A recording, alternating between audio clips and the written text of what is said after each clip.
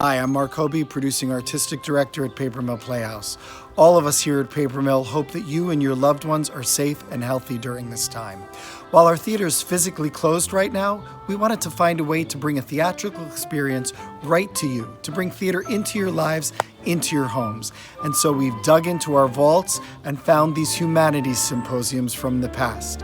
We'll be streaming them live each Thursday night at 7 p.m. Just tune in to our Paper Mill Facebook page and have a theatrical experience right from your couch. Hope to see you here each week. So, I think we're ready to get started tonight. We have two gentlemen that are going to moderate for us this evening.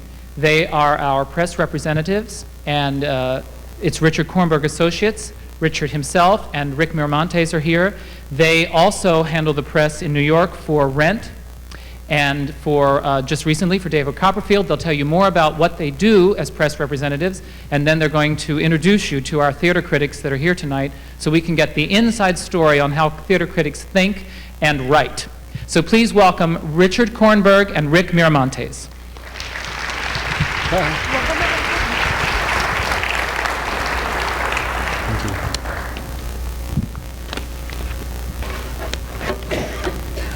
Hello. I'm Richard Kornberg. And I'm Rick Miramontez. Good evening. We are the lucky publicists of the Paper Mill Playhouse. We started here at the Paper Mill Playhouse just before Christmas of 1995, and so far it's been a lovely relationship. Hopefully after tonight it'll still be a lovely relationship. I have a publicity office in New York City. And as Robert mentioned, we do the press, Rick and myself and a few other people who are my associates, do the press on the Paper Mill Playhouse, as well as the Broadway productions of Rent, the upcoming production of Jekyll and Hyde, the upcoming Broadway production of Play On. Thank you. She took a picture. And a number of off-Broadway shows as well. Rick used to have his own publicity office in California, and he did publicity on things like Sunset Boulevard, Beauty and the Beast, and the like. We, as publicists, have as our friends the critics, and right now you're going to meet some of our friends. Ladies and gentlemen. Where are they? Go ahead. Please come out. Are you coming with us?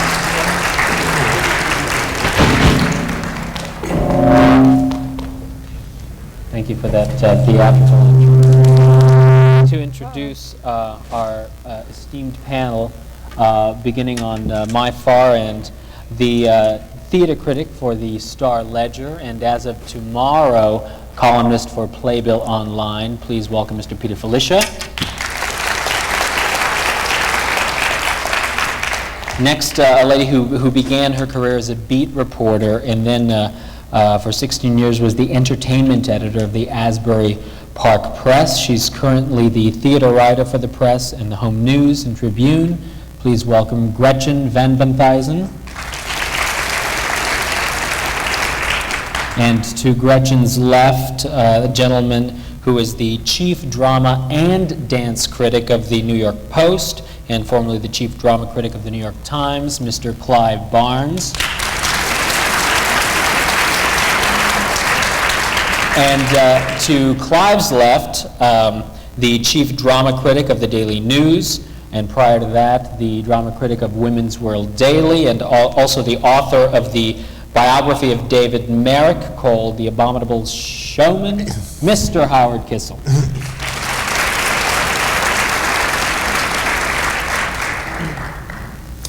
For many of you, having critics on the stage, and for the Paper Mill Playhouse, having critics on the stage may seem funny. Usually it's the actors that are on the stage, and the critics are sitting where you are. I wanted to ask, I guess starting with Peter, what Peter thinks the function of a drama critic is. Well, I like to think of myself as a theatrical matchmaker. Whenever I see a show, I think less about whether it fits my own personal tastes, then I think about who would like this show. Is there anybody out there who would really respond to its humor, to its drama? That's a very important factor with me. For example, I'm thinking of the time when I went down to Crossroads Theater in New Brunswick. It's a black theater. They were doing a play about singles in a singles bar. Well, you know, I'm not black, I'm not single, I'm not young. I had nothing in common with this play whatsoever. But nevertheless, I could tell the people in the audience were really having a good time. So I decided to write a review saying, okay, single people, maybe you should go see this play, because you're going to see people in a singles bar making the same mistakes that you've made in singles bars, and you're going to feel better about yourself. And who knows who you'll meet in the lobby during intermission. Well, they had to extend it 2 weeks because people really responded. And it was interesting because at the end of that year, when I gave my bests of the year, the press agent said to me, listen, I hate to tell you this, you're going to be so embarrassed, but you forgot to put this play on the list. And I said, I didn't put it on the list because I didn't like it. You didn't like it, but you gave us that wonderful review. Well, it was a review that really was to get people in the theater who would like to be at a play such as that. And that's what it is for me. I'm looking to put the right person with the right play. Gretchen? Oh, I think that what I try to do is tell the reader of my newspaper, who's a suburban theater goer, whether or not this particular production is worth their time and their money, both commodities in short supply, and whether they should go see that and the reasons why they should or why they shouldn't go and see that, and try to justify everything that I say for the audience that my newspaper has identified through all kinds of graphics and demographics and things that they give me. Clive? I guess I'm going to sound arrogant because I don't know who my readers are. I really don't. I have no idea. I don't write really for my readers. I write for myself. I write my own opinion. I reckon that critics should write their own opinions, just their own opinions. If they don't jibe with the readers, then that's the editor's problem, and he fires the critic. That happens. But my own feeling of the function of the critic, Anatole France once said that the function of the critic was to journey amid the masterpieces. Well, Anatole France must have been a very lucky man, because one doesn't do much journeying among many masterpieces. But in fact, I think that one major function of the critic is to try to form a bridge between the playwright, the actor, the performance, what's this side of the footlights, with that side of the footlights. You are, in a weird way, part of the theatre, perhaps an uncomfortable part of the theatre, and perhaps a hated, ignored, and abused part of the theatre, but part of the theatre nevertheless. And I think it's one's job to try to make that particular bridge, partly not because your opinions are so much better or so much smarter than the audience's. I don't think they are, not at all. But what they do have, perhaps, you can't expect a critic to be right. You can expect him to be informed. You can hope that when he says, this is the best Hamlet I've ever seen, that it's not the first Hamlet he's ever seen, because if it is, it's also the worst Hamlet he's ever seen. So I think you expect a critic to be informed. That's all you can hope. And you will either agree with him or you disagree with him. I don't think you should take a critic too seriously. Try to disagree as much as agree. You may find some critics you agree with more than others, and you will say, you know, Charlie's a good critic because you agree with him. That is the definition of a good critic, one you agree with. And you may find that those opinions are more useful than others. But often you ought to be able to read theatre criticism just for the fun of reading criticism. A critic is someone who stands on a street corner holding up a placard saying, the theatre is worth your attention. And I didn't say that first. Kenneth Clark said something like that first. It's the only good thing Kenneth Clark ever said. But still, that is more or less what a critic does. A bridge and a placard. Howard having to follow Clive. I would agree with Clive in that it's our opinions, and you can't know who is reading you. When I first came to the news, I had been at Women's Wear Daily, which had a tiny circulation, but it had a rather sophisticated readership. The garment manufacturers themselves and the publisher, Mr. Fairchild, had made it somehow important reading for what was then New York society. And when I was at the news, I thought, well, can I really write the way I wrote at Women's Wear? Because I didn't know. After all, the news at that time had about 1 million readers. There's no way that you can know what the tastes of 1 million people are. And I remember very early in my term, I wrote something about the fact that it would have been much better to be a theater critic in the 50s when absurdist theater was coming into being, because no matter what you said about playwrights like Beckett and Pinter, you sounded profound. Whereas when you were writing about our theater, which tended toward cuteness, no matter what you said, you sounded like an idiot. And I got a call from a reader who was a retired pattern maker in Brooklyn, who at the age of 79, a few years before that, had started reading Beckett. And he said, what did I mean by saying such and such about Beckett? And that taught me that you can never know who is out there. I think it's very unlikely, for example, that if you're reviewing Medea, that you can count on a few mothers who want to murder their children. However, I may be wrong. Nevertheless, I think what I've always thought would be nice is when you write about a play, you're initiating a conversation. You're finding what's interesting about the play and hoping that other people who go to the play will respond and that you can get something going. I liked the fact that when I was at Women's Wear, I had a little more space.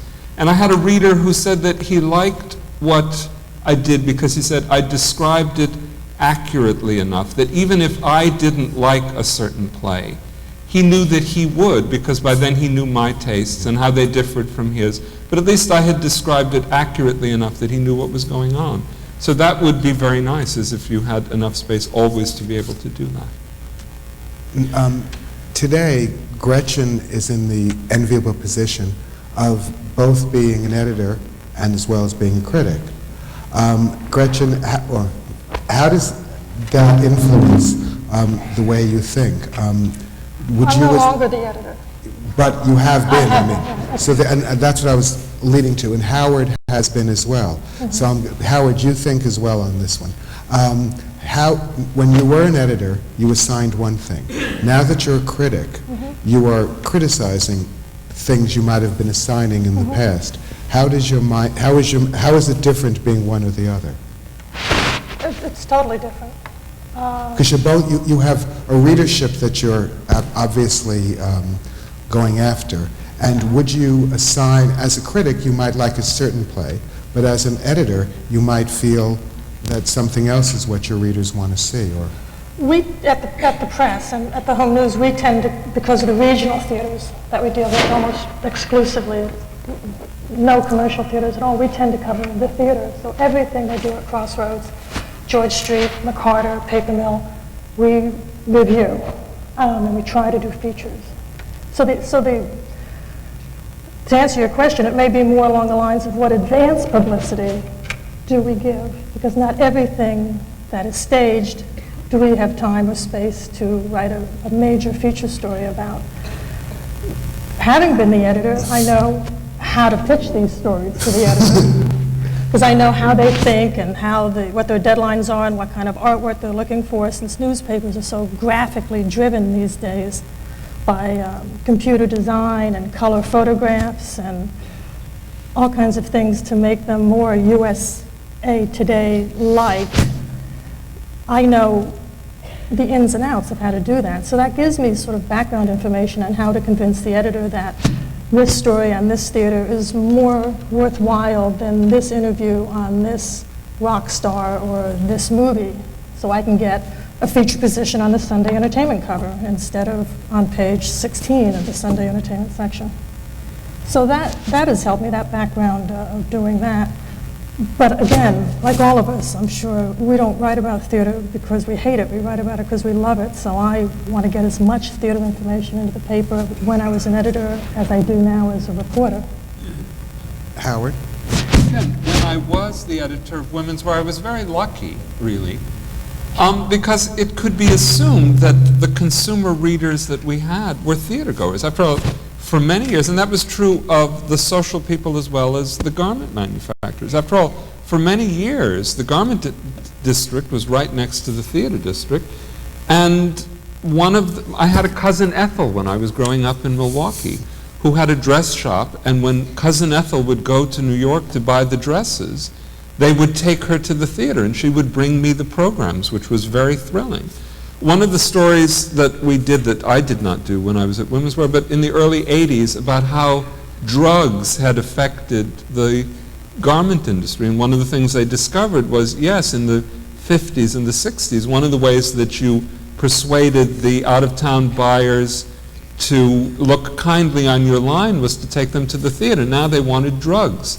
So there has been a rather sharp change, but nevertheless, because the theater was important both to the garment manufacturers and to the society people, I was able to write, both as an interviewer and as a reviewer, a lot of stuff about theater, which I loved. And now they just write about drugs, I suppose. Well, I think it's probably of more interest to the readership. But I'm afraid that in most publications, theater plays a very small role, which I think is a pity, but I think it's also true that the theater audience is not as large a group as it was 30 or 40 years ago.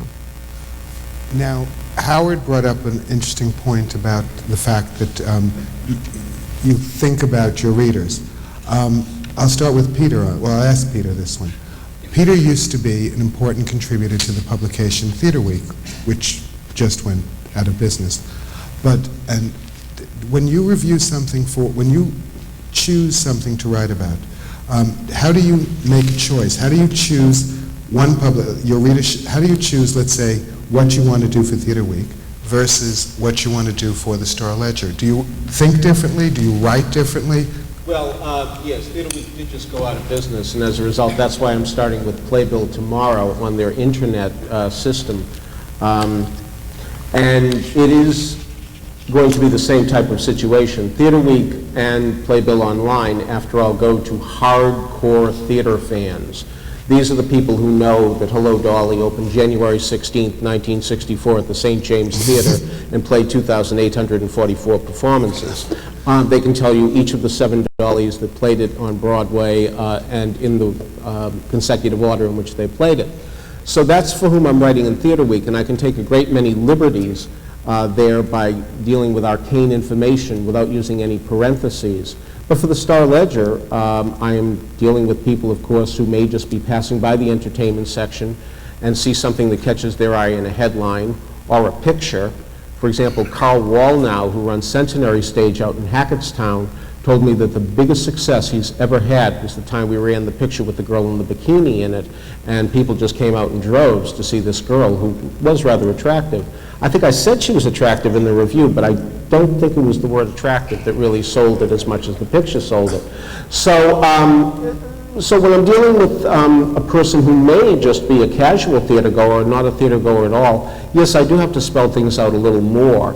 It's a wonderful discipline to go back and forth from one to the other, to realize the adjustments that have to be made, and it's sort of like going into a foreign country from time to time, and I enjoy both immensely. Peter just brought something up that Gretchen also touched upon about how one chooses to do something. Rick and I are publicists, and I assume you all know what publicity is, publicity being things you either read or hear or see, or anything that's not paid advertising is publicity. And Rick and my relationship with the press are that it's the press that is our reason for being. If it wasn't for the press, we could just be sitting there and twiddling our thumbs, because the producers here, the Paper Mill Playhouse or a Broadway producer or whatever, hires us to make their show their event into an event. And the first thing we do especially to, let's say, someone like Peter, who is a journalist. Howard, Gretchen, and Clive are critics. Peter writes interviews, and Peter writes reviews, correct? Yeah. Is try to convince Peter that something's a story. Now, you might have read in Peter's in Peter's newspaper this week that Robert Johansson here is going to be directing The Wizard of Oz at Madison Square Garden's theater starting in May. So Peter, here's my pitch now, that because Robert is also directing Jane Eyre here and adapting it, I would then call Peter and say, isn't it a great idea to do a piece on Robert? And you most likely would. Oh, I'd say sure. I try to say sure to every press agent that calls. It's a difficult thing to do, and we do get limited space. But nevertheless, between the two jobs that I essentially hold, I'm able to satisfy most people and get something in the paper. I'll tell you, I'm a big adherent. Sure, I'll do a story on Robert. Of course I will. But what I also like to do is really give the people who are just starting out stories. So many young kids come to town. Their parents have told them not to go into the theater. They're only going to fail anyway. So I like to prove those parents wrong, at least a little, by writing about their kids so they have something to send home. And maybe the parents will look a little more kindly on what their kids are doing and maybe send them an extra check that might keep them going. Because everybody needs a break in this business, and I'm very happy to be in a position where I can provide one. Actually, I'm going to pay Richard a compliment. Many years ago, when Richard was the publicist for the Public Theater, he knew how much I hated most of the things they did there. Nevertheless, it was an institution that had to be covered. There was a young woman whose work I particularly disliked, named Elizabeth Swados. I have a feeling you at Paper Mill have been spared the work of Elizabeth Swados. At any rate, Richard was, I thought, very canny. He knew that I would like the young woman who was Elizabeth Swados' partner, who was the conductor of one of those awful shows, but she was also a music therapist. And I have to say that was one of the most fascinating interviews I ever did, because I really did like her, and I loved the idea of what she was able to do with music for very, very difficult children. So I will pay Richard that compliment, and then we will go back to our adversary relations. All right. Clive, you are lucky enough to be able to travel to many places to be able to review things. You just came back from Miami and gave a glowing review to Who's Afraid of Virginia Woolf with Elizabeth Ashley. You make trips to London, you make trips sometimes to Canada, you saw Ragtime in Toronto, you make trips to Melbourne and come here. What gives you, how do you make these choices where to go out of New York City?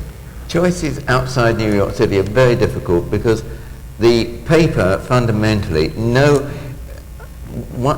years ago, the New York papers were much more interested in theatre than they are now, because the theatre has dropped in prestige, dropped in cultural awareness, etc., etc. It's not as fashionable as it was 30 years ago when I started on Broadway. And in those days, we used to go out of town at the drop of a hat. For example, the Canadian Stratford, Ontario, I think every New York critic used to go and spend about a week there. They used to have all the plays done in about a week, and we used to go up there for a week. Nowadays, I think if any of us said we wanted to go to Stratford, Ontario, I think the paper would. So it is very difficult because nowadays papers are not, this is the one thing they're not really interested in. They feel, why should people read about it? My paper will let me go to London very easily because it's in my contract. They would be very sort of, and I do have a certain amount of freedom in as much as I make my own schedule. I decide, no editor tells me what to do, which is nice. But I suppose it has to be something like, for example, I knew that that Elizabeth Ashley's in Virginia Woolf was not only an interesting story, but it was interesting to compare it with Diana Rigg in London, who I happened to have seen. So there were two possibilities of Virginia Woolf coming to Broadway, and it was interesting to do a comparison of the two. But it is difficult to get out of town. And this is the one thing I have to persuade editors to let me do, obviously. And this is becoming increasingly difficult as New York papers in particular are taking a more and more parochial look at the thing. Although, of course, Milburn is, this is in our catchment area, right, naturally.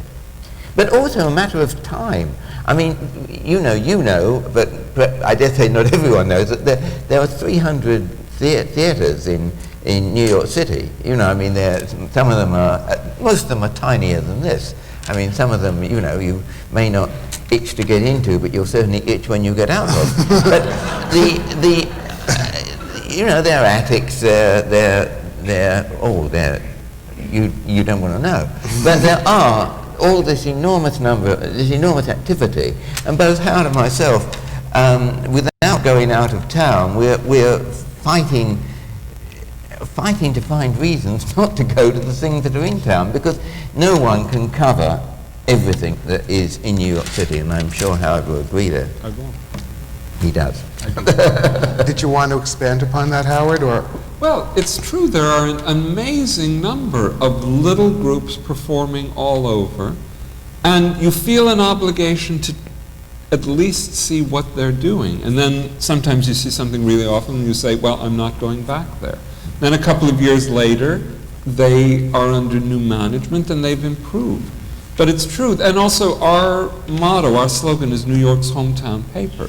So they're not particularly excited for me. This is part of the metropolitan area. So, but they're not particularly excited for me to go to other places. What is interesting as well is nowadays we used to, as you well know, Richard, we used to always appear on the same day. All the New York papers would appear our notices would appear on the same day. This is no longer the truth.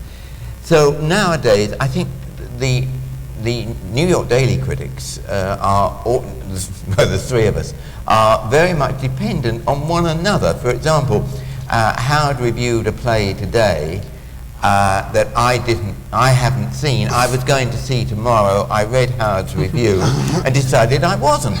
Now I'm sure that I've done the same service for Howard on occasion, and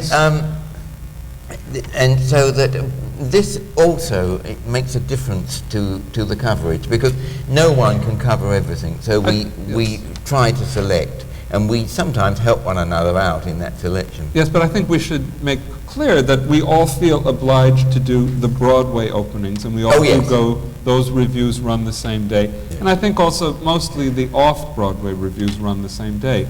The ones that we have a little latitude are the off-Broadway. Well, I should explain how the reviews run the same day. As a publicist, I would invite these critics to see the show.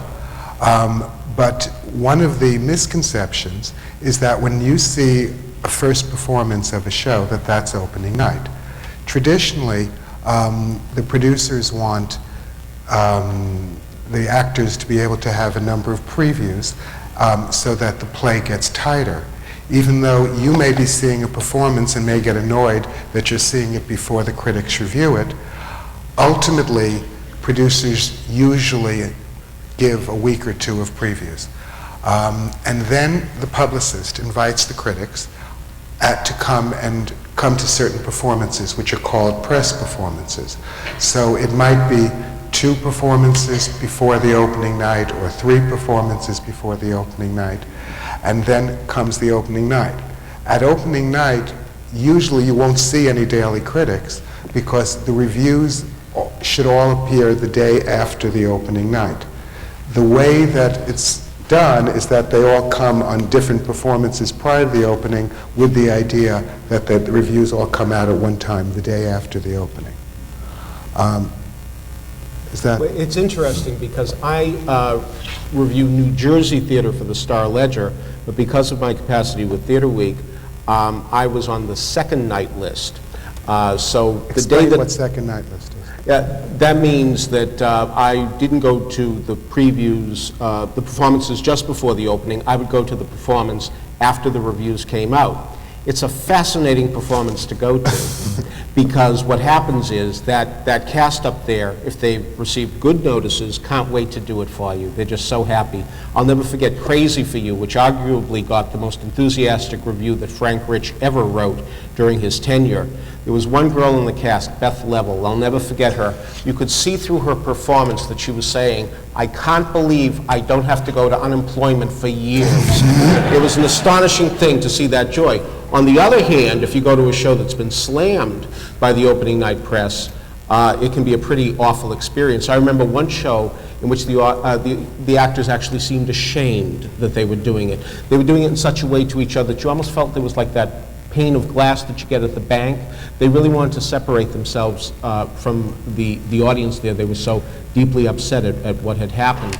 But some critics who are not in the position to review first night theater in New York, and there are plenty of us, there are about 100 of us that do go to these subsequent performances. Sometimes we even go later, a week or two after, and that's edifying too, because by that point, it's just John Q. theater goer who's going.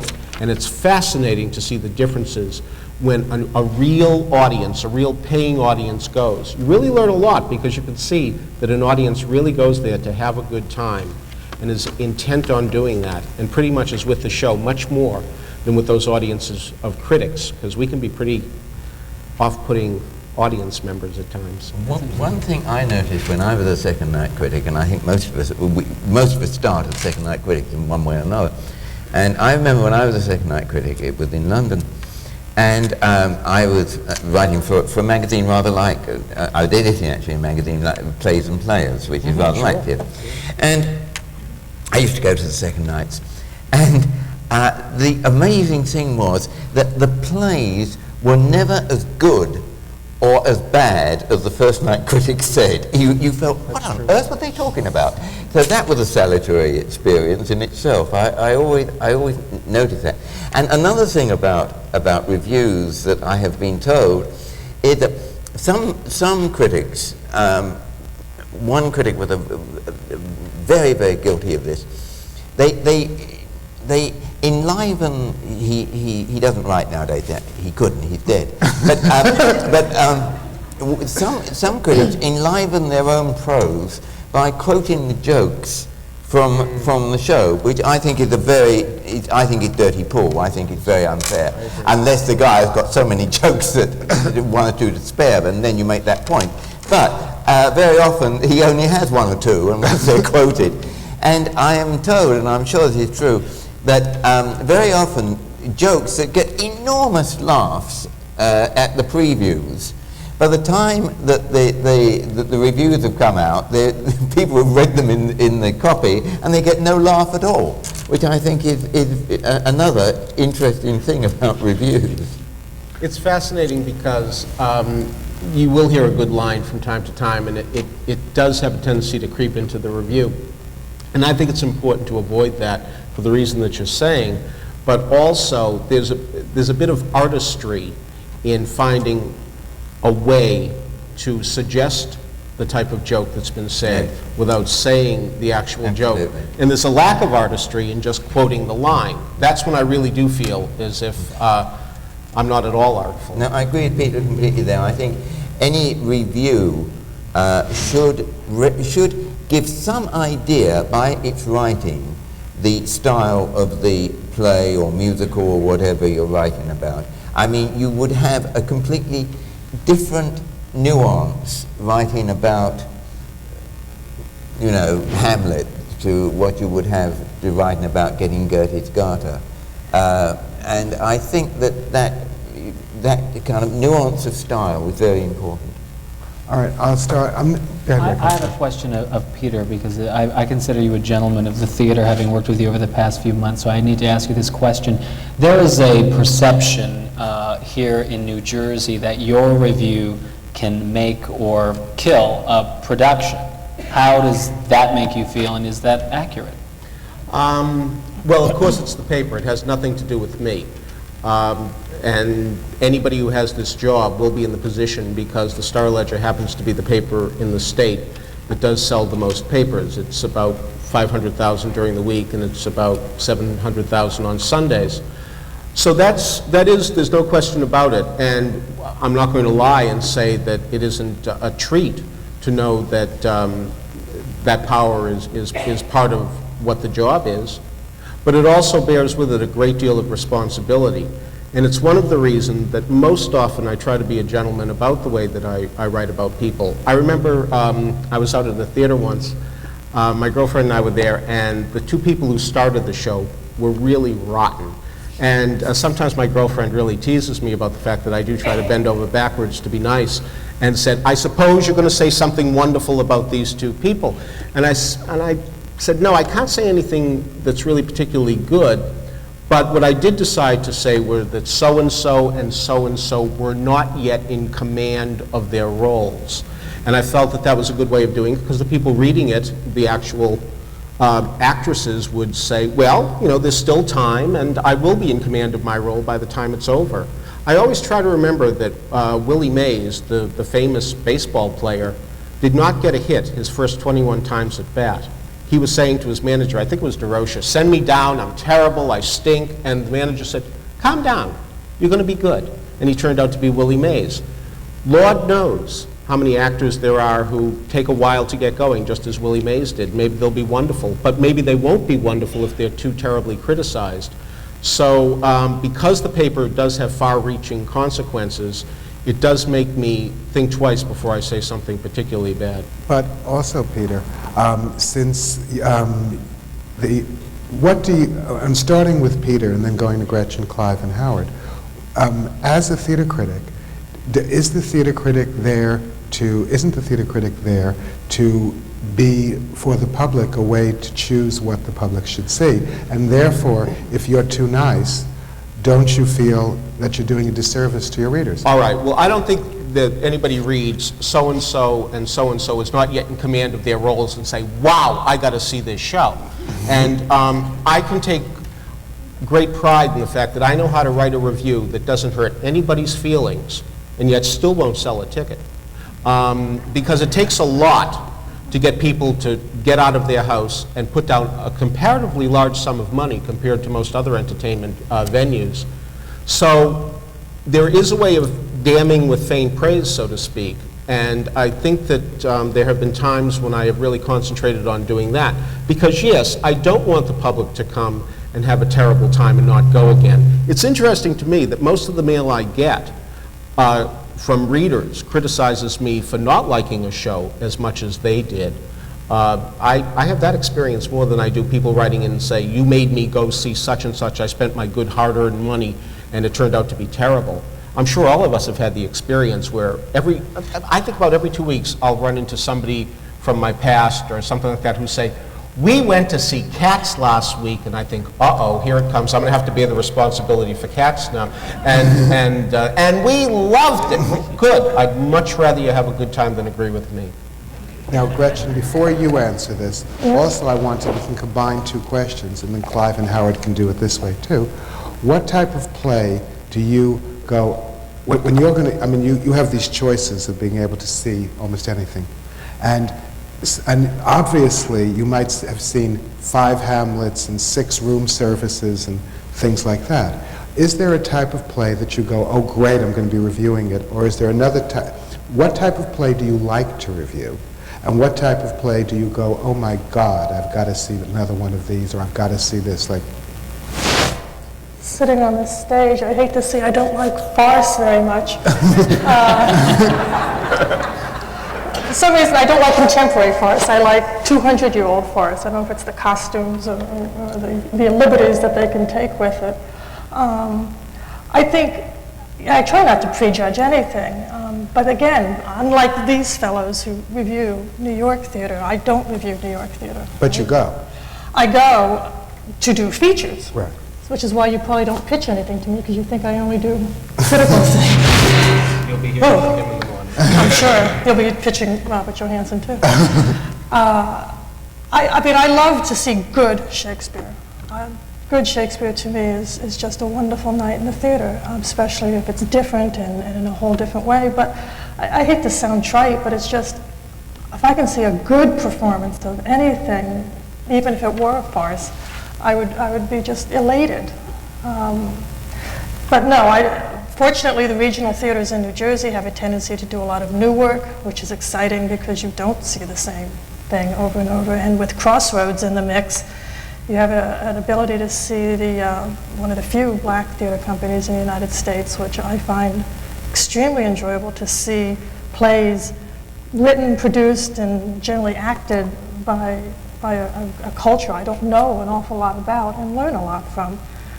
So I love to go just to see things there, just to see what they're talking about and to understand better.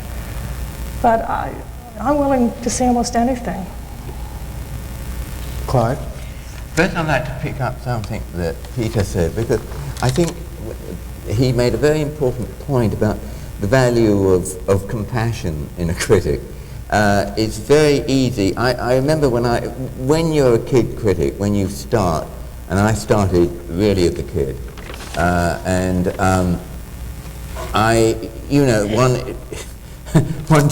one instinctively is very smart-assed, and you write sort of clever and sometimes wounding stuff. And I remember older critic took me aside one day and said, "What did this guy do to you? I mean, he didn't seduce your wife, he didn't steal your wallet. I mean, what exactly did he do that you were so vicious to him?" And that taught me a lesson, and I think that there are two ways of writing a good notice, and there are two ways of writing a bad notice. And I think that compassion is an important element when we're dealing with human beings here. And I think that compassion is important. Now, on the question of expectations, yes, of course, we do have expectations. We have a very shrewd idea of what we're in for. We know the people concerned, we know everything. I mean, I remember when I was on the Times, and that was a hell of a job, because it was the same kind of responsibility that Peter was talking about. It's not a question of being able to kill a show, but it's the feeling that people think you can kill a show, which is rather different, but just as awful. And some shows you actually can kill because important, serious plays and things like that. But it's a very limited number of things that you can actually kill, luckily. But still, it's still a very, very, very difficult situation.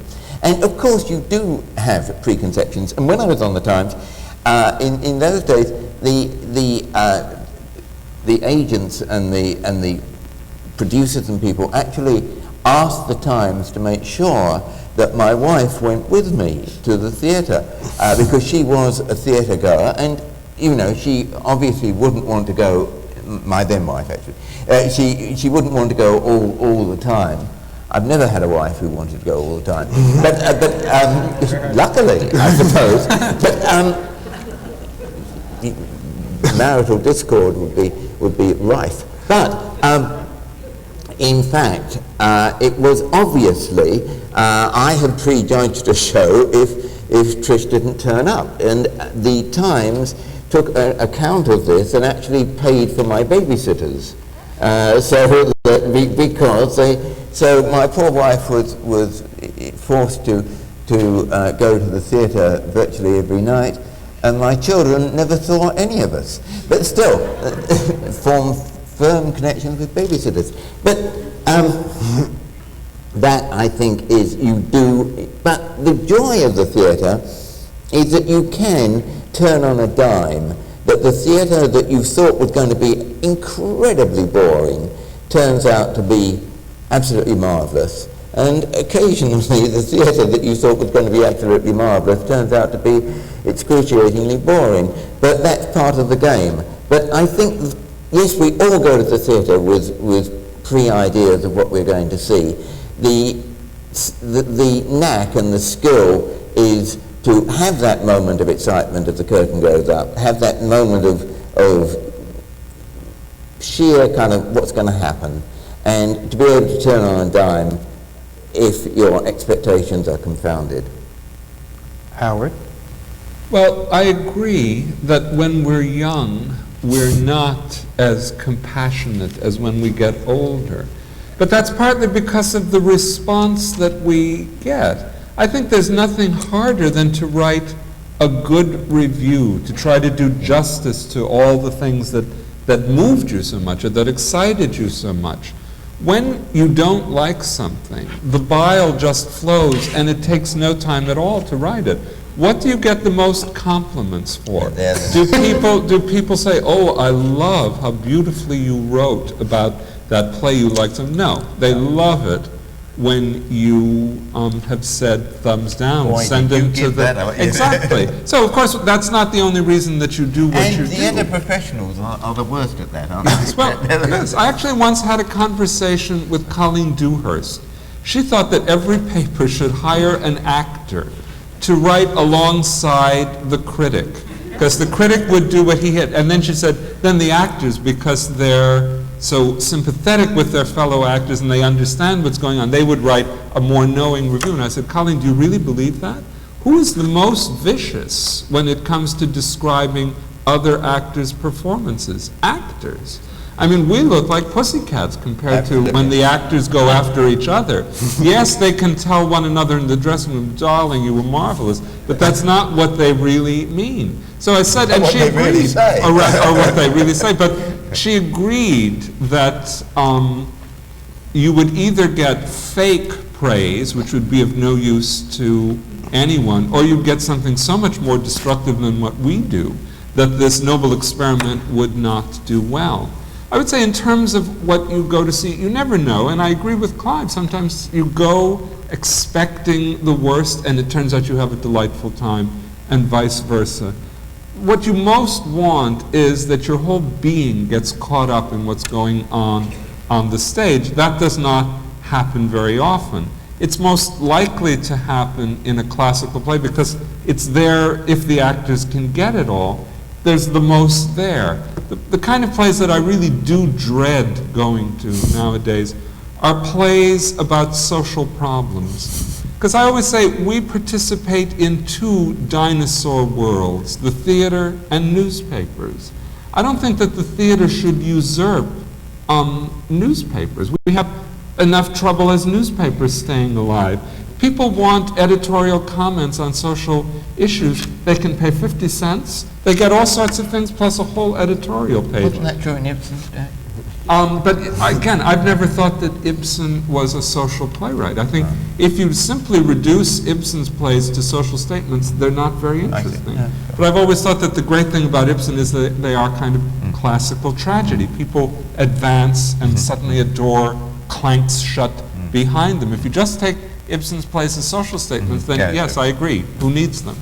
But most of the social statements that we see in the theater are so predictable and so simple-minded that I don't think they make good theater. There's no real drama. You know what the sentiment of the author is before you go in, and you're not really seeing any conflict between characters. So those plays seldom thwart my expectations. I'm going to have two more questions of this panel, and then I'm going to leave it up to you if you have any questions of them.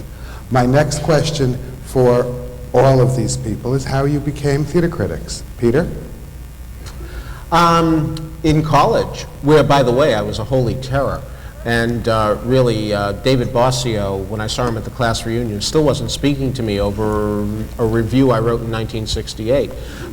So he did hold a hard feeling. But I fell into it because a friend of mine was the editor of the school paper. It was thrust upon him, and he needed somebody to do it. And he knew that I was a big fan of theater. I started going to theater at 15 when I stumbled into My Fair Lady, thinking I was going to see a movie. I didn't even know they did this anymore on stage. Nobody had ever told me. It wasn't in my culture at all, or there were no field trips. So when I discovered it, I really went whole hog with it, and I was telling all my classmates about this wonderful thing called the Broadway musical. So when this guy got the job as the editor of the school paper, he asked me to do it. It had never occurred to me before, but that's where I started. Gretchen? I sort of, I guess, stumbled into a class trip in high school. I went to Broadway to see my first play, which was The Great White Hope. And I thought, wow, you know, what this did to me, you know, moved me and taught me and brought me to tears. And I wanted to be involved with that, but I didn't want to be an actor. That I knew. And I'd always wanted to write. Since I was in the 5th grade, I wanted to be a journalist. So I was just trying to put the two together. And it didn't happen officially, basically, 3 years ago, and our paper finally decided that they wanted a full-time theater critic instead of freelancing it out. And I didn't want to be the entertainment editor anymore after 16 years of what I consider to be a thankless job, of where no matter what the critic wrote, they always yelled at me. And wanting to say yes, but having so many times to say no to whoever it was trying to get stuff in, that they decided they want to do this, and I'd been very vocal about wanting to do it for so long that they gave me the job. And I've been very happy ever since that they pay me to do something I really love. Clive? Well, I feel rather like it's rather like the social worker who goes to the lady of the evening on the street corner and says, "What's a nice girl like you doing in a place like this?" And she says, "Just lucky, I guess." But with me, it wasn't exactly luck. When I was about 10, I was 10, my mother, who was a secretary sort of person in a way, and she worked very briefly for a theatre agent. This theatre agent didn't pay her money. He was supposed to, that's why the job ended. But he didn't, but he did give her a few theatre tickets. And I remember one week, I had my kind of baptism of the theatre. It was in 1937. And I went in 1 week to see a drawing room comedy with Dame Mary Tempest at the Haymarket Theatre. And I didn't think much of the comedy, but I thought, I loved the drawing room. And I thought, you know, if this is how the middle class live, I'd like to join it. And then I went to a review called Black and Blue. And it was called Black because it was staged by a man called George Black, produced by a man called George Black, who was obviously a megalomaniac and had to have his name in it. And it was called Blue because it was raunchy. Well, sort of raunchy for 1936, but you know, I mean, nowadays it would be family entertainment. But there was, of course, in this, there was a wonderful Jewish comedian called Max Wall. And he had a sort of episode in this where he was supposed to be a art gallery curator or something. No, attendant, an art gallery attendant, night watchman, whatever. And he would take people around, and in the middle of this frame, and there would be a nude lady in the middle of it doing Love Locked Out or Diana or something like that, you see. So I was seeing all this. I say she was nude, what with a 10-year-old? No, but she certainly looked very nude to me, and my mother was suitably shocked, so I presumed she was nude. And I like that. And then that same week, I was taken on a field trip. We used to be taken to Shakespeare, and we were taken to Sadler's Wells to see the Old Vic Company, and I saw John Gielgud do Lear. I was in the absolute top of the balcony. We were the lower class kids. I was, you know, so blue collar it was dirty, and we were right at the top of the thing. The better class kids were down below. But and you know, everyone was throwing spitballs and things. But I was absolutely amazed by this play. I mean, it was. I didn't understand a word of it. I didn't know what this crazy old man was doing or anything like that. But it somehow amazed me. So there I was. I'd seen my first drawing room, my first naked lady, and my first Shakespeare all in 1 week. And I thought, this is the theatre, I want to join it. But there were difficulties. I couldn't be an actor because I had an impenetrable stutter. And stuttering actors are no good. You know, it makes Hamlet last far too long. And so that cut out that. I never knew what a director does or did, or I still think I probably don't know. And as for a playwright, no, that wasn't open. Because I had no creative talent. I didn't actually know that at 10. I didn't find that until I was about 15. And I wanted to be part of the theatre, so I really wanted to be a critic from about the age of 12, I suppose. And I went to the theatre more or less every night of my life, even through the Blitz and things like that in London. That's where the accent is real, but it's not affected. Well, perhaps it is, but it's real. So that was it, really. And I started to write reviews all the time, and then I started to, I suppose by the time I was about 18, I was writing for magazines and things like that. And then I just persevered. I wanted to be a drama critic, but I became more of a dance critic first because Ken Tynan was there. Ken Tynan was exactly the same age as I was. And I always felt about Ken Tynan, you know, like Bing Crosby once said of Frank Sinatra, a voice like that only comes once in a lifetime, and it's too bad it came in mine. And I felt that about Ken Tynan. Ken Tynan, one of Ken Tynan's claims to fame here is he put together what show, Clive? Here? Oh, Calcutta. Oh, Calcutta. Howard? I, too, started going to the theater. The first fully professional production that I remember was when I was 13. I was a child in Milwaukee, and the Theater Guild used to send these extraordinary Broadway productions. The first one I saw at 13 was The Lark with Julie Harris. And I remember I, too, was sitting in what was called the Family Circle, which was one of the most steeply raked balconies I've ever been in. I had broken my leg that summer. I was still walking with a cane. I was convinced that I was going to catapult down to the stage and end my life. Fortunately, I did not, and I spent those 3 hours just transfixed. And I, like the rest of you, wanted to be part of that world more than anything. At that time, I still wanted to be an actor. And when I came to New York to seek my fortune in the mid-60s, I studied with a woman named Tamara Dekharhanova, who was an old Russian woman who had studied with Stanislavski. And I loved it, but I realized we were doing a play that I had done in high school and college, Chekhov's The Marriage Proposal. And I realized I was not putting everything into it. And that was, I think, my way of realizing that, no, I didn't have the guts or the desire. And you have to have really fire in the belly to be an actor, because you put up with an enormous amount of dreadful things, and your desire has to be so intense.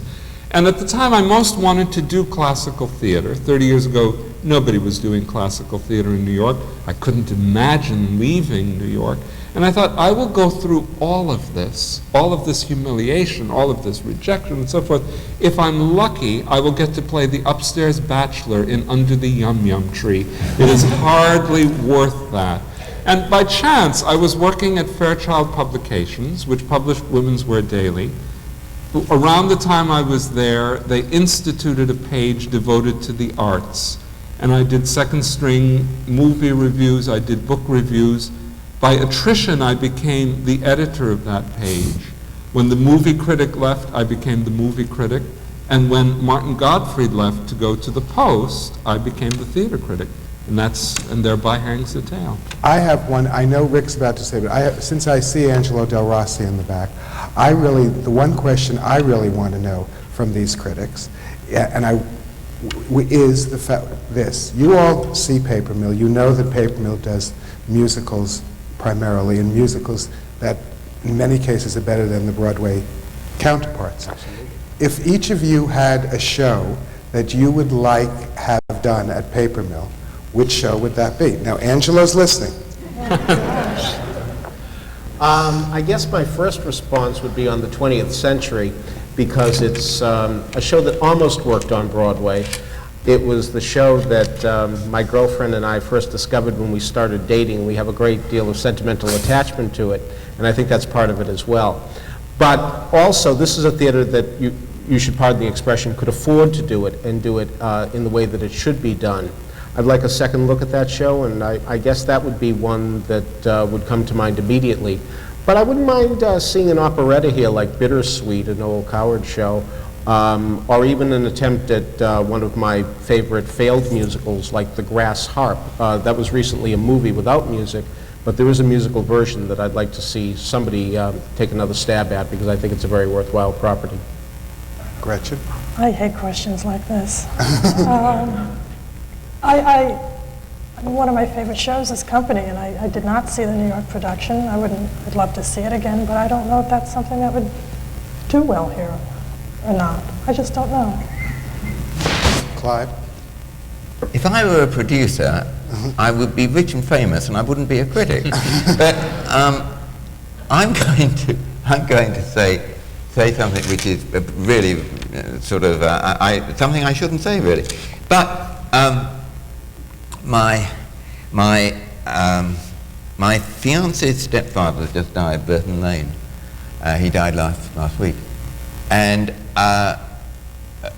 we were close to Burton, and I would like to see a revival of On a Clear Day You Can See Forever. I think that it would need work. It would need the book.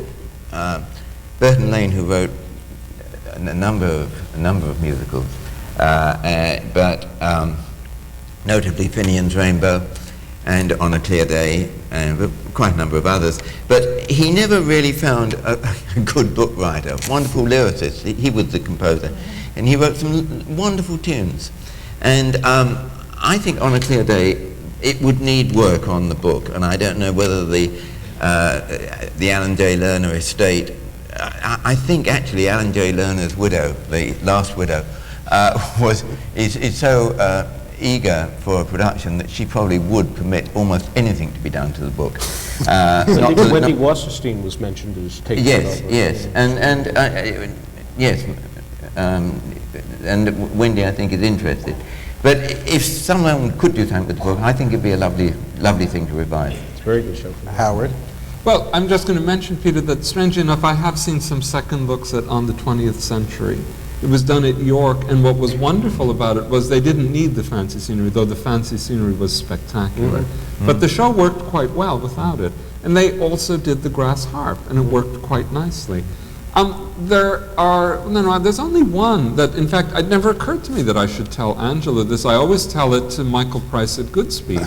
A show that I did not see, but whose score I think is quite wonderful. It also apparently has big book problems. It's Tenderloin, which was a Bach and Harnick musical about turn of the century New York, which has a wonderful score. Apparently, there were reasons why the original Broadway production was a mess.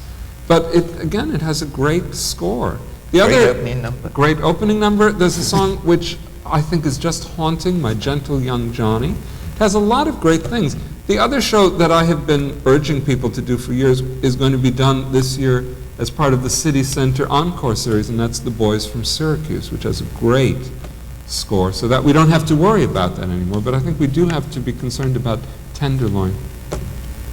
I'd like to take the last question. Play one last little game, go down the table this way. If you could be critic for, at any time in theater history, on the opening night of a production, what would that production be, and what would the first line of your review be? Howard. I think I would love to have seen the original production of Hamlet. Only because there we would be as close as we could be to what the author's intentions were, because for 400 years an enormous amount of ink has been spilled trying to figure out exactly what he would have meant. And so I suppose I would have said, this is potentially a great play, but it needs work. I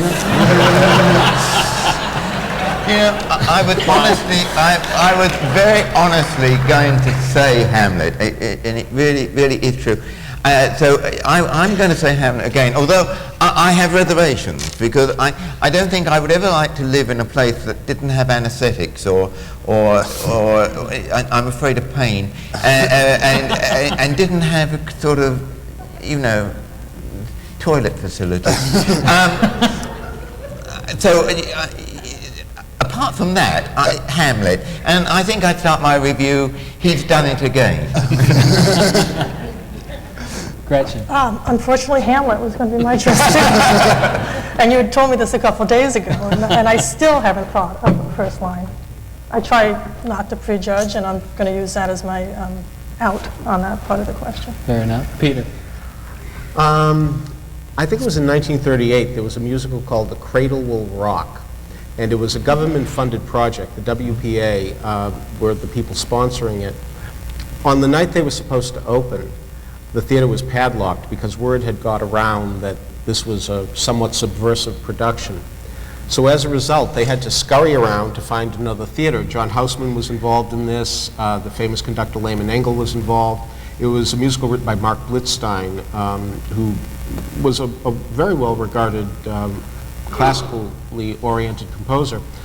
So what they did is go looking for another theater, and finally they found one that was about 20 blocks away, and everybody had to march from the other theater to the new theater, and it actually became this wonderful type of march that everybody participated in.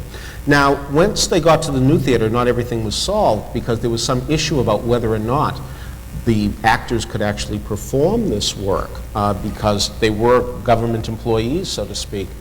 So they decided to have the actors sit in the audience, and every time that their part happened, they would stand up and simply recite, but that way they wouldn't really quite be stage performers. It sounds to be the most astonishing evening that has ever happened in the theater, and boy, would I have loved to have been there, and that's always been my vote for when they invent a time machine. I know exactly where I'll be.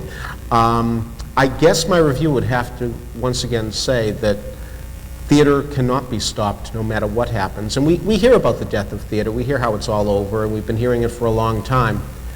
But actors keep actors, and plays keep attracting, and seats are not easy to find and buy, Oscar Hammerstein once wrote, and I think it's true. So I'm going to be optimistic that the theater can't be stopped, and I'm going to use The Cradle Will Rock as my metaphor to keep that in my mind. Now, Rick, did you want to ask if anybody in the audience have questions? This is your chance. Opportunity. Take your shots. The questions of our critics, anybody. The woman in the third row? Yes, thank you. Could each of you, off the top of your head, mention some of your favorite and least favorite plays you've seen? Favorite and least favorite. Rick, we need to be on the mic.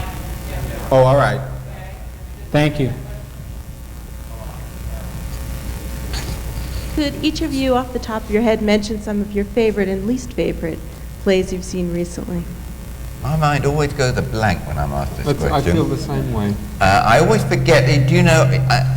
I do a lecture on the QE2 every year because I get a free passage that way, and I'm always asked this question, and I always have to have something called the theatrical index in front of me so I know what's on. Clive, there was a show at the, I think you and Howard both saw a show at the Public that was a Shakespeare that you, in your review, said was one of the, do you remember?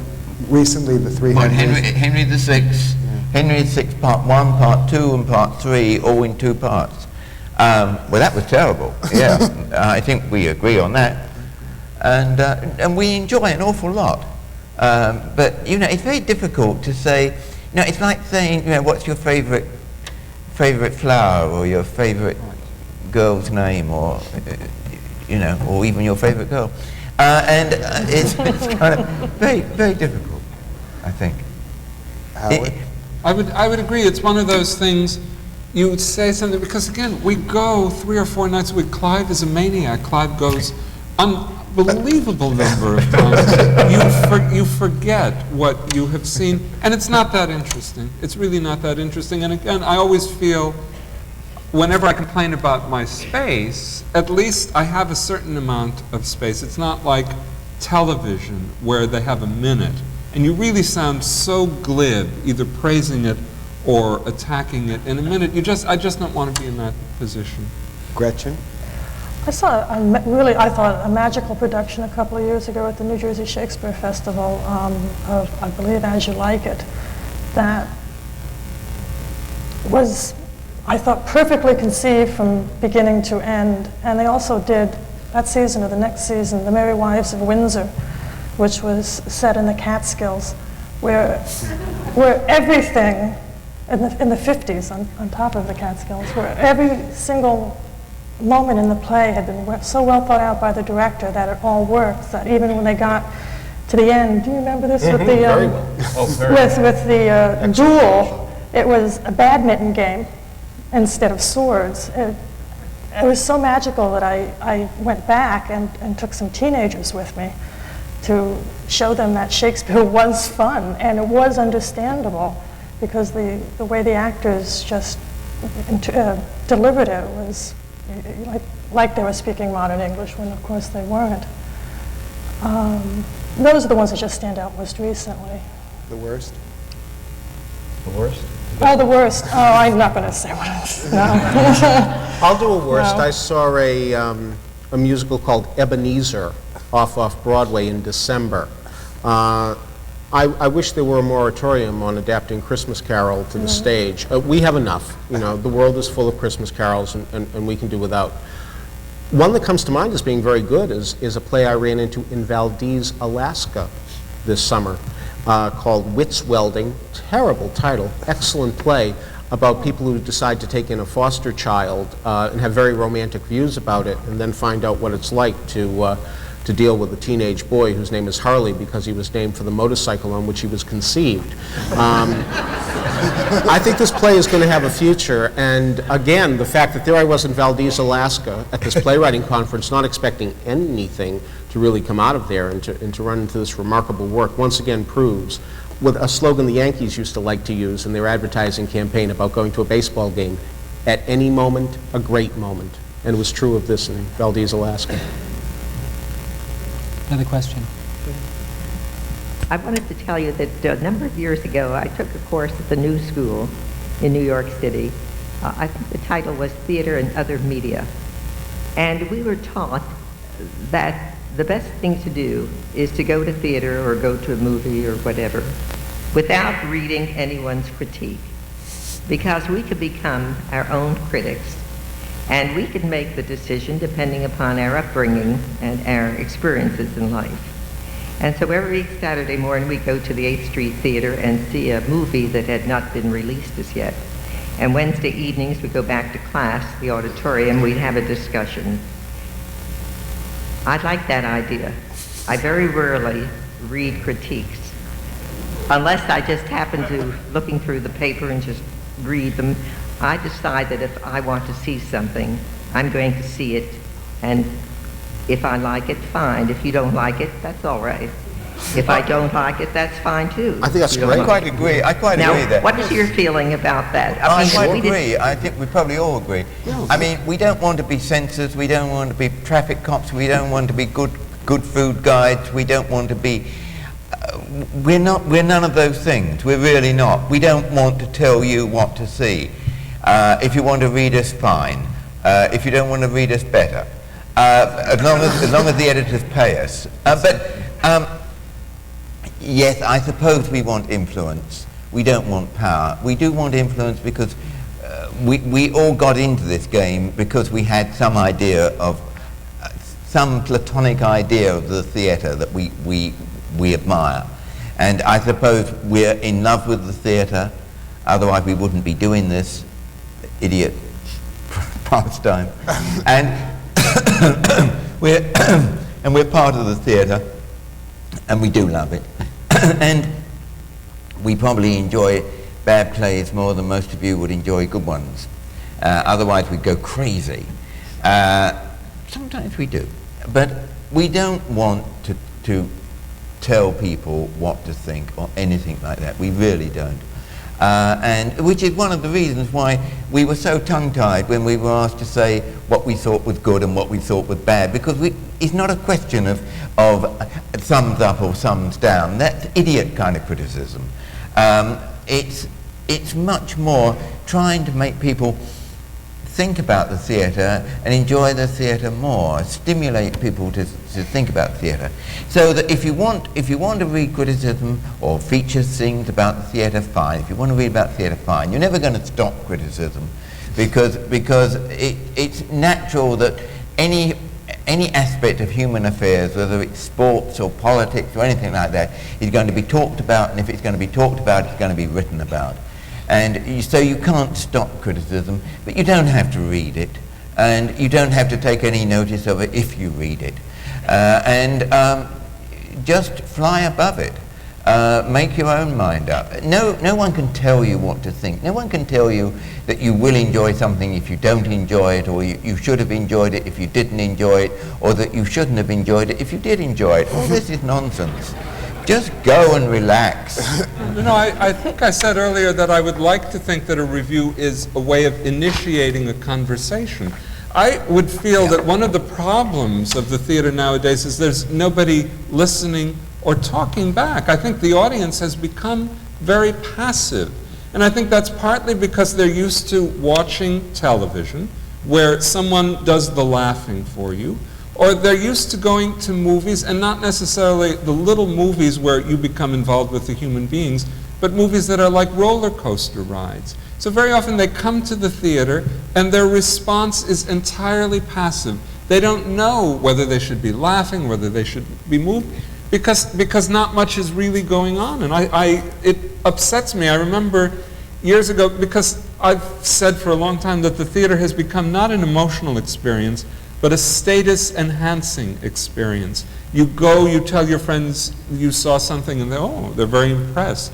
I remember many years ago going to a play called Something Old, Something New with Molly Pecan and Hans Conried. I saw that. And this was when I was at Women's Wear, and I would try to go. This is before they allowed us to come to previews before the opening. But because our deadlines were such that in order to get it in the morning the other Broadway reviews would appear, I had to go to a preview.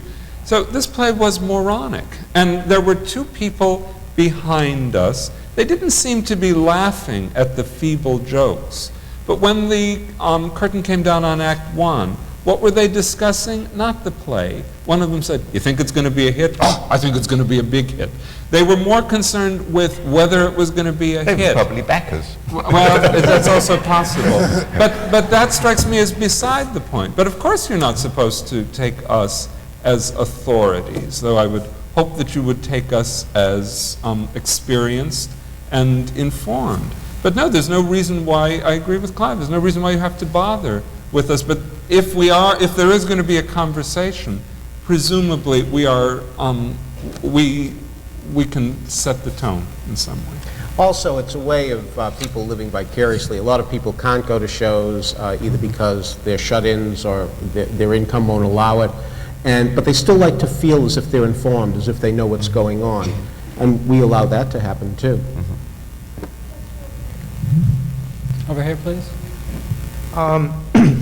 I'm a college freshman, and I can relate to almost all four of you in saying that I've always wanted to be a writer since about 4th or 5th grade. And I got involved with theater around my freshman year, and I wanted to find a way to blend it without being an actor or so. And my goal is to reach the level that you four have reached.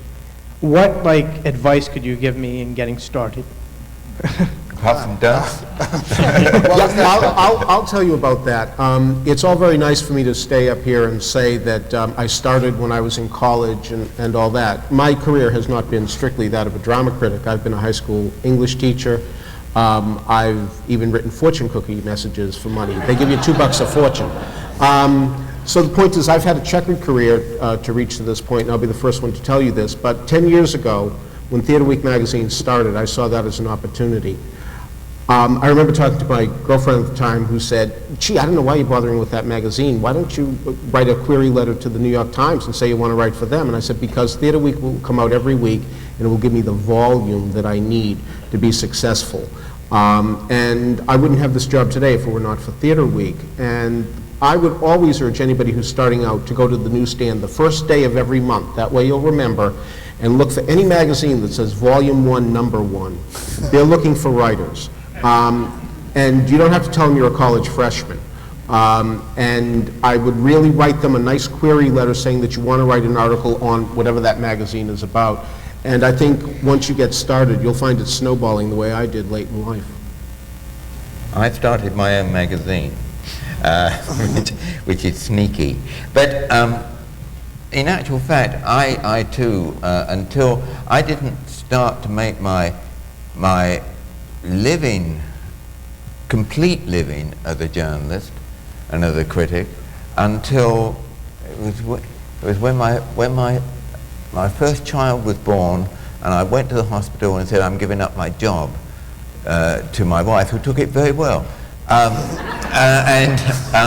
And I decided that, you know, I had a safe pensionable job. I was a city planner, and I had a safe pensionable job. I was writing, you know, a great deal. I was writing for a lot of newspapers, and at that time, freelancing. But I thought that, you know, if I didn't give up the job then, I never would. Do you know what I mean? It was my last chance to throw myself into the thing. So, but certainly, it's very difficult to break in. I think most of us have probably done other things. As I said, I worked as a city planner. I was rather a good city planner, actually. But it didn't interest me as much as being a critic, and I always wanted to be a critic, of course, but it was a difficult thing. I have an answer for that as well. These people don't know that at one point when I was in college, I wanted to be a critic. And what happened is I was a critic for my college paper, and I was an arts editor for said college paper. And this is a way that I became a publicist, because when of course, the way you get your theater tickets is you call the publicist of the show up, and which school do you go to? All right. But obviously, some publicist in some theater there wants your readership to be able to come to the show, to come to the theater. So you meet publicists that way. And I had thought that this is great. I'll meet publicists. Through publicists, I'll meet editors. This will be a great thing. When I graduated, I realized that 98% of the papers that would offer me a job meant that they thought that they were doing me the service and they weren't going to pay me 1 red cent. And I would be having to buy the tickets or get the free tickets. My payment would be seeing my work in print. So while I tried to think of a good way to make money, I was offered a job working for a publicist. This was in New York in 1974 or 5. And through that, I thought I would become, and I did meet journalists that way, and that is a way to sort of get in the back end. But after a few years, I realized that I love doing what I'm doing, because in essence, I am influencing these people, and these people are influencing you, so it starts with me. But dealing with, you know, that sort of way may be a way to do it. But I'd like to say one other thing, too, because money just came up there. I don't think you should let money get in the way of your writing. No, it shouldn't. If you have to do it for nothing for a while, so what? What are you going to do with your time anyway? Watch TV? You're better off writing. You're building up your writing muscles. You're getting to be better all the time by doing it. And even though it's discouraging to write for nothing, if you do it enough with the persistence and the perseverance, it'll eventually pay. I would suggest that you might try some weekly newspapers and start with community theater reviews. That's how a lot of people get that background of seeing a lot of shows and getting, again, stretching the muscles and learning how to write, how to make deadlines. You probably know how to use a computer. But as an entertainment editor, I frequently get queries from people who wanted to write, but they didn't want to do it overnight. They didn't know how to use a computer. There was so many things in their way. So if you, with your college paper or local weeklies around where you're at, and just deal with the communities, because that's a lot of turnover. That can how many odd couples can you see, before you go nuts? An actor yesterday was telling me that he received a phone call saying, can you roller skate? And he said, yes. And today he's trying to learn how to roller skate so he can get the part. I know he was having a tough time with it, but nevertheless, the fact is that even if you feel that you don't want to do a certain type of writing or go to a community theater or something like that, you have to say yes to all of those just to get the experience. There is that expression, paying your dues, but ultimately if you do pay your dues, then you'll get paid too. But I think a problem at the moment is that you're in a shrinking market, that there are less opportunities for theatre criticism. There are less and less opportunities than there were, certainly than there were, say, 30 years ago, and it's even less now than there were 10 years ago, because editors are not so interested in the theatre as they were. And also the number of newspapers is closing, is shrinking, and the number of magazines is also shrinking, and the number of magazines that are interested in theatre. I mean, the loss of Theatre Week is a severe one, because this was a serious paper, and the only serious paper devoted, the only weekly serious paper devoted to the theatre in the entire country, in the entire English-speaking world, if it happens. And as a result, you are trying to project yourself into a shrinking market. You should realise that. And yet, somebody is going to get that job someday. Yes. And so it might as well be you. Like Eleanor Roosevelt told Franklin, don't fail. Same type of thing. I always remember that when I was a kid, I looked up the age of both John Martin, and this was in London. I looked up the age of John Martin, who was the dance critic of the New York Times, and I reckon that I was the right age to succeed him. And I also looked up, just to be sure, I looked up the age of Brooks Atkinson as well, and I thought that doesn't look unhopeful. And that was in London, which was a rather weird thing to do, but I had an idea. I always wanted to come to America anyway, and I also had an idea that there was more money here. And I thought there was. But anyway, that was, someone is going to get every job. And drama critics do live a long time. I think the last question is going to be that man in the second row. Has any of you ever written a piece, positive or negative, which you've grown to regret subsequently? Yeah. I know that a musical opened at George Street Playhouse called Off Key a couple of years ago. I thought it was awfully good, and I said, what a shame that the Tony Committee can't come down to New Brunswick and see shows, so they wouldn't have to choose between Sunset Boulevard and the putrid Smokey Joe's Cafe. I don't like Smokey Joe's Cafe at all, but the public is never wrong, and the point is it has found an audience, and it's brought a number of people a great deal of pleasure. And I did get a terrible note from the producer who really took me to task for that and went into the definition of putrid. What? It smells? Does it really smell? Did you smell something from the stage? But the point is, because I had such an adverse reaction to this would-be Broadway musical, I did take a slam at it where I didn't need to. I was dealing with the show Off Key, and I should have concentrated on that. So if I had it to do over again, I wouldn't say that. I think that once upon a time when we used to have to write overnight, and it was terrifying in some ways. I mean, we used to do it, but we used to have to, a show we used to have early curtains, early first nights. Richard told you earlier that we nowadays go to previews, but up until about 12 years ago, I suppose it was, I don't know. I forget, but up to, about 12 years was it hard, I think. Amadeus was the first one. And 16 years, okay, 16 years, up to 16 years ago.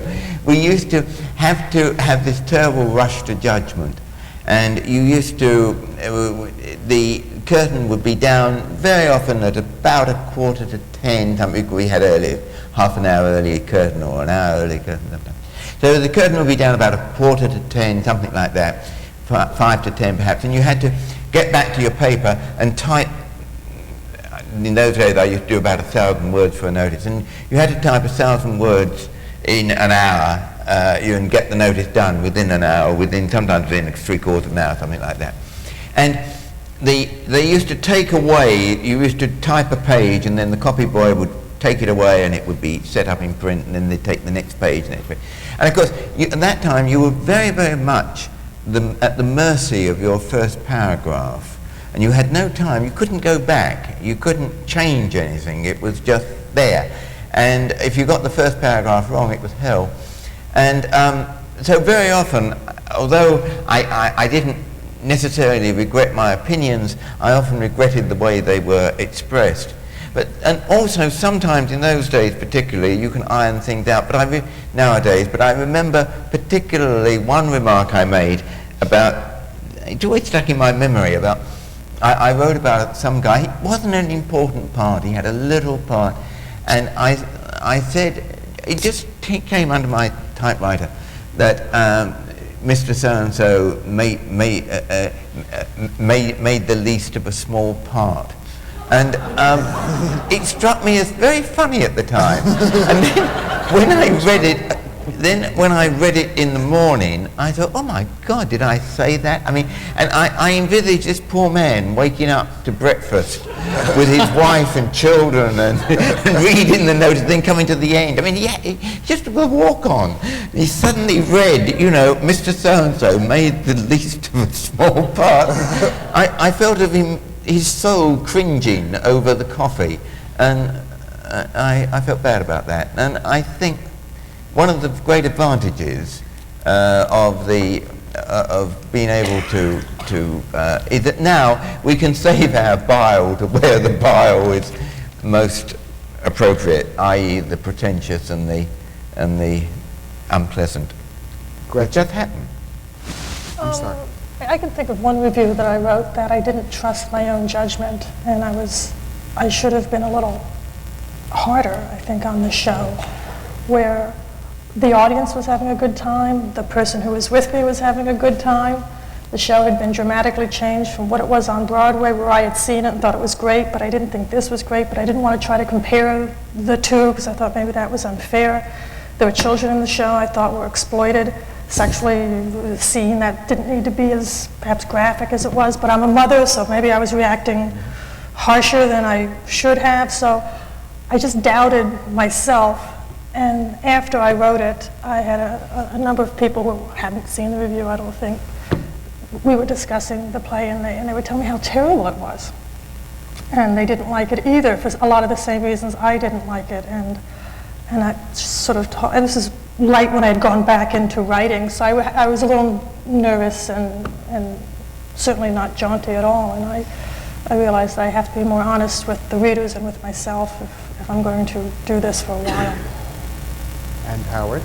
Well, about 6 or 7 years ago, there was a review off-Broadway called And the World Goes Round. And in preparation for it, I interviewed Candor and Ebb, whose music was the subject of this review. And I realized that I had never been very kind to them. And I was embarrassed by how gracious they were to me. And just around that time, I went to a nightclub act. Sally Ann Howes, a great English musical star, did a nightclub act, and she mentioned that she was now going to do a song by Candor and Ebb, and she didn't tell what it was from. And I was so impressed by the song. I thought it was so beautiful, and I had Candor's phone number, and we had really had a great rapport because our tastes in opera were the same, all these things. So I called him, and I said, I saw last night Sally Ann Howes at the Algonquin. She sang this ravishing song. What was that from? And there was this long pause. And somebody told me subsequently that Candor and Ebb remember everything that has ever been written about anything that they've ever done, good or bad. And at the end of this long pause, Candor said, "The Rink."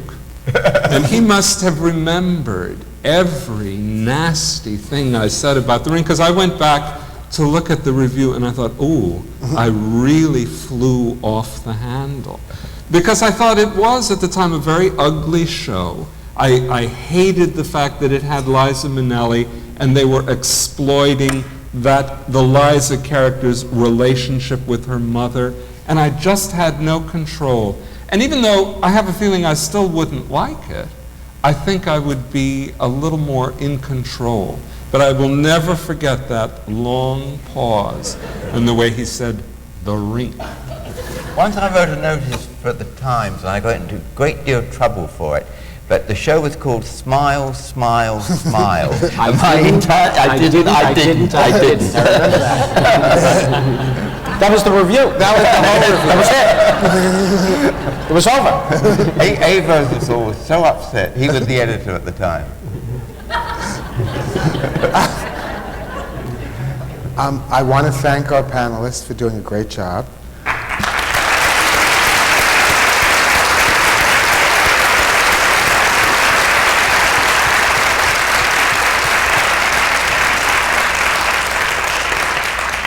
And I'd love to thank everybody in the audience for coming and being a part of this evening.